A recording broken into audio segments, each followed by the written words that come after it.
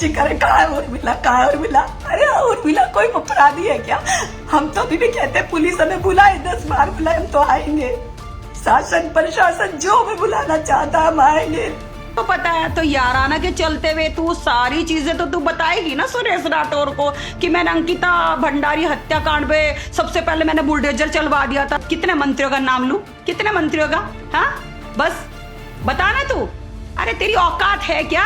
तू जिला पंचायत की तेरी औकात थी क्या? वो भी तुझे वो जा रहा था उस रात सुबह उठ के वो गंगा स्नान करके वो फोटो डालता है सोशल मीडिया पे। 3-4 दिन पहले उसकी वो हो गई थी, मतलब ये पता चल गया था कि वो कहीं गुम है। फिर जब उसकी बॉडी मिली। नमस्कार, द ट्रुथ 24 देखना शुरू कर चुके हैं आप। आपके साथ मैं हूं प्रिया। आज हम बात करेंगे एक ऐसे नाम की जो बीते कुछ समय से राजनीति, सोशल मीडिया और कानून तीनों के केंद्र में है। बड़ी चर्चा है इस नाम की। नाम है उर्मिला सुरेश राठौर, जिन्हें उर्मिला सनावर के नाम से भी जाना जाता है। और यह मामला सिर्फ एक व्यक्तिगत रिश्ते तक का अब नहीं रहा। ये पूरा मामला क्या है, विस्तार से जानिए। सत्ता और नैतिकता का मामला, कानून और राजनीति के टकराव और साथ ही सोशल मीडिया के जरिए न्याय तलाशने की भी एक कोशिश का ये मामला है। सबसे पहला सवाल कि कौन है उर्मिला सनावर? उर्मिला सनावर मूल रूप से उत्तर प्रदेश के सहारनपुर की रहने वाली हैं।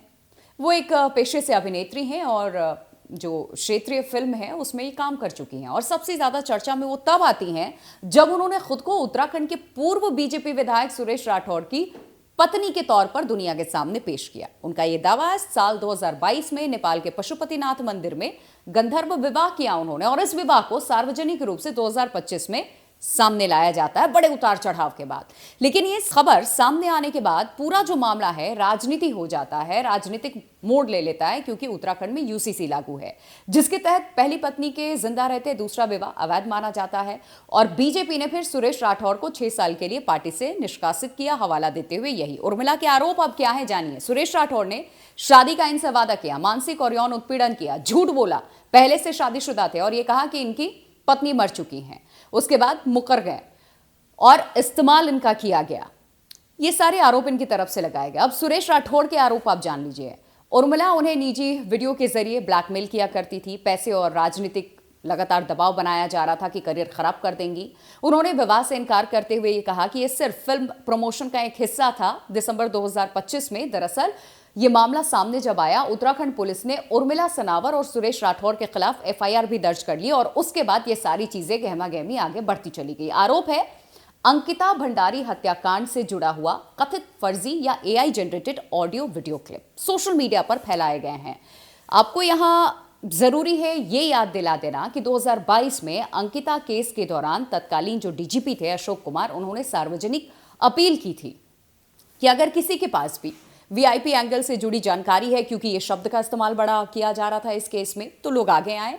कोई तय सीमा भी नहीं दी गई थी, कोई समय सीमा इस तरीके से कि आपको इतने दिन के भीतर अगर कोई सबूत है, कुछ ऐसी जानकारी है तो आप दे दें। लेकिन डीजीपी और एसआईटी ने साफ कहा कि इस तरीके का वीआईपी एंगल कुछ सामने नहीं आया, कोई ठोस सबूत नहीं मिले, तो ये मामला वहीं खत्म।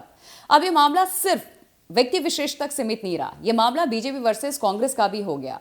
अब इन सब में कांग्रेस की एंट्री कैसे हुई, इस पर भी हम बात करेंगे। उर्मिला कांग्रेस की सदस्य तो है नहीं, कोई औपचारिक रिश्ता इनका है नहीं, तो कांग्रेस ने यूसीसी पर बीजेपी को घेर लिया। अंकिता केस में उनके बयानों का हवाला दिया। सीबीआई जांच की मांग कांग्रेस की तरफ से एक बार फिर दोहरा दी जाती है। राजनीतिक फायदा जरूर उठाया गया है कांग्रेस की तरफ से उर्मिला के जरिए, लेकिन सीधा संबंध तो नहीं है। तो अब उर्मिला पीड़ित हुई या साजिश करता, यह बड़ा सवाल है। सुरेश राठौर और उर्मिला सनावर द्वारा बीजेपी के जो नेता हैं कद्दावर दुष्यंत कुमार गौतम, उनके खिलाफ सोशल मीडिया पर भ्रामक झूठे बयान, ऑडियो क्लिप्स ऐसे अपलोड किए गए। आरोप लगाया गया कि उनकी सामाजिक प्रतिष्ठा को इससे नुकसान पहुंचाने की कोशिश इनके द्वारा की जा रही है। अब इस चीज को जरा आप समझिएगा। यह मामला इतना पुराना है, पति पत्नी के बीच का विवाद सामने आता है और फिर यह मामला सिर्फ एक राज्य तक नहीं सीमित रह जाता है उत्तराखंड में, बल्कि यह मामला कैसे उत्तराखंड से निकल करके राजधानी दिल्ली तक आता है और फिर ये कांग्रेस वर्सेस बीजेपी का हो जाता है, क्योंकि इसमें नाम बीजेपी के कद्दावर लीडर का जुड़ा रहता है। ऑडियो क्लिप वायरल होने के बाद मानो बीजेपी में एक बार फिर से खलबली मच जाती है उर्मिला के जरिए।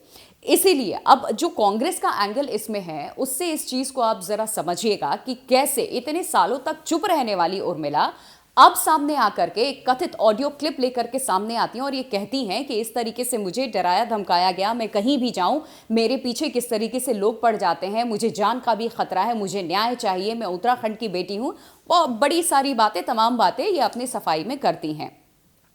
लेकिन कांग्रेस इस मुद्दे को उठाते हुए उत्तराखंड में सिर्फ इस बात की चर्चा नहीं करती है, बल्कि उत्तराखंड का यह मामला उठता हुआ सीधे दिल्ली आता है और दिल्ली से कांग्रेस सवाल उठाने बीजेपी पर शुरू कर देती है और सवालों की एक के बाद एक बौछार होनी शुरू हो जाती है। और कांग्रेस का यह कहना है कि बीजेपी किस तरीके से भ्रम की स्थिति पैदा कर रही है, अंकिता हत्याकांड को छुपाने की एक बार फिर कोशिश की जा रही है, तमाम आरोप कांग्रेस की तरफ से लगाए जा रहे होते हैं। इन सब के बीच में ध्यान देने लायक बात यह है कि उत्तराखंड में आने वाले साल में चुनाव होना है, 2027 का हम यहां पर जिक्र कर रहे हैं और चुनाव से ठीक पहले एक ऐसे सेंसिटिव मैटर को उठाना, क्या आपको ये बिना किसी राजनीतिक शह के लगता है हो पाएगा? एक महिला रातों रात एक ऑडियो क्लिप लेकर के सामने आती है, बीजेपी के कद्दावर नेता पे आरोप लगा देती है, दुष्यंत कुमार का नाम सामने आ जाता है, इधर पूर्व एमएलए किस तरीके से बात उनसे कर रहे हैं और उनके क्या रिश्ते पुराने रहते हैं, कैसे इन दोनों के जीवन में खटास उतार चढ़ाव रहा, उसका खामियाजा उनको अपना राजनीतिक करियर गंवा करके भुगतना पड़ा, बीजेपी ने उन्हें पार्टी से निकाल दिया, निष्कासित कर दिया, इस तरीके से उनका टिकट चला जाता है। ये सारी खेल को आप समझिए कि कैसे कांग्रेस भुनाने की कोशिश करती है और कांग्रेस की तरफ से बाकायदा कैसे प्रेस कॉन्फ्रेंस करके इन बातों का जिक्र किया जाता है कि हम न्याय दिलाएंगे और इस सच्चाई की तह तक जाएंगे।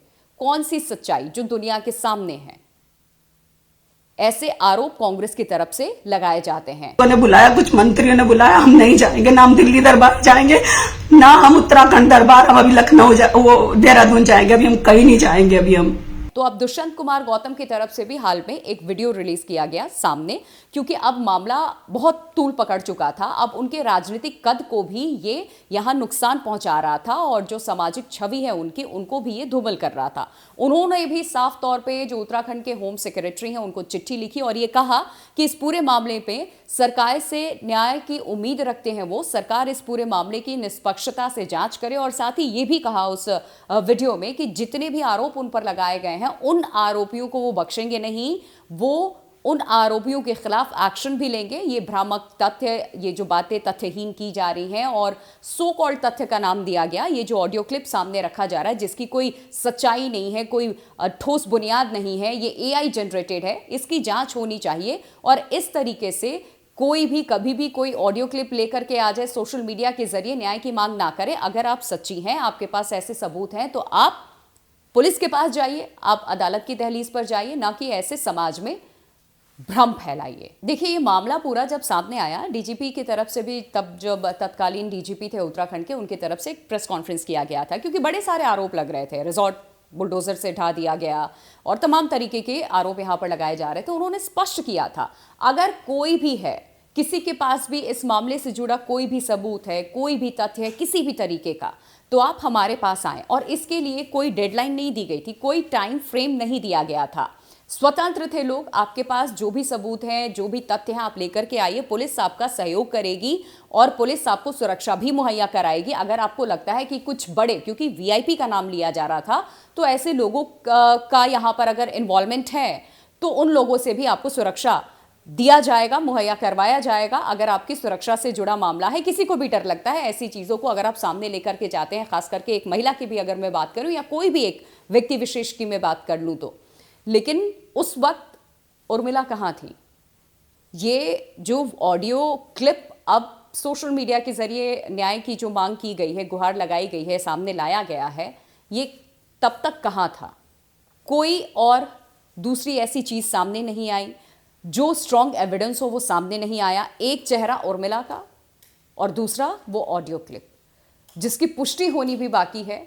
एआई जनरेटेड हालांकि कहा जा रहा है, लेकिन सच्चाई आखिरकार क्या है? तो ये पूरी खबर हमने आपको आज विस्तार से बताई है। ऐसी खबरें जानने के लिए आप हमारे चैनल को सब्सक्राइब करें, ताकि इस तरीके की खबरें हम आप तक पहुंचाते रहें। जो अपडेट होगा इस खबर में वो आपको द ट्रुथ 24 पर देखने को ज़रूर मिलेगा। तो हमारे चैनल को लाइक करें, खबर पसंद आए और लोगों तक आप इस खबर को पहुंचाने के लिए शेयर बटन को ज़रूर क्लिक करें और साथ ही चैनल को सब्सक्राइब करें।